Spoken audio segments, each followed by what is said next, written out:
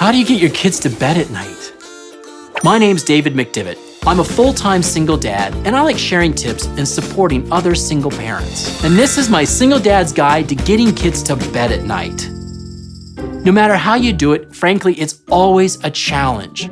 My children want to stay up as long as possible. They tell me this every day. I want to stay up all night. What's wrong if I stay up all night? Will I die if I stay up all night? They just seem really focused on trying to stay up all night. The first step in our routine is for me to prepare myself mentally for what I'm about to do, because it sometimes takes an act of Congress to get my kids to bed. Maybe one of my kids is just not in the mood to go to bed, and so they go crazy. So I spend a lot of our first part of our routine trying to encourage them to do the right thing, help dad out, and get ready for bed. Sometimes they'll cooperate, sometimes they won't. If you've ever read a book to a kid, you know a lot of book reading is just answering questions. Like, what's on the cover? Why did they just do that? Luke, are you actually even listening to me? Nope. Okay, great. Let's start that chapter again. So it's a lot of that, and pretty soon the kids don't go to sleep. However, I don't give up, because when you're a single parent, there's no backup. And when you've got to get your kids to sleep, you have to do anything and everything in order to make it happen. One of the techniques that I started using years ago was singing to the kids. I'm not the world's best singer, and I don't know a lot of songs, but I do know some Guns N' Roses. She's got a smile that it seems to me reminds me of childhood.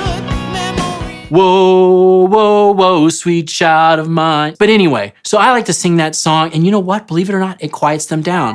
When I finally get the kids to sleep, the battle is only half over. The real trick to getting your kids to bed is getting out of their room and making sure that they stay asleep. This is what I call the extraction. The extraction is my word to describe how I get out of the bed without my kids waking up. It's not as easy as it sounds. There's no worse feeling than when you're about to get out of the bed, you think your kids are asleep, and then all of a sudden, a hand grabs you, and you look down. Where did that come from? It's my kids, they're awake! I thought they were asleep! Have you seen that scene in Indiana Jones where he's got to walk across that tile underneath his feet, and if he hits the wrong tile, it crumbles underneath him? Because the floor squeaks in certain places. Now, I've developed a diagram to help me kind of map how I get out of that room without the squeaks, but you're still not home free, because you gotta get out of the door. Things like light, noise, that sixth sense, any of that's gonna wake up your kids. But when you finally get out of the room and you're able to stand up, that's the smell of freedom.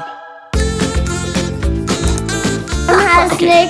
No, I know. As you can see, our system to get kids to bed takes a long time and doesn't always work. If you've got some good tips or suggestions on how to get kids to bed, feel free to share them in the comments below. Thanks. Guys, it's night.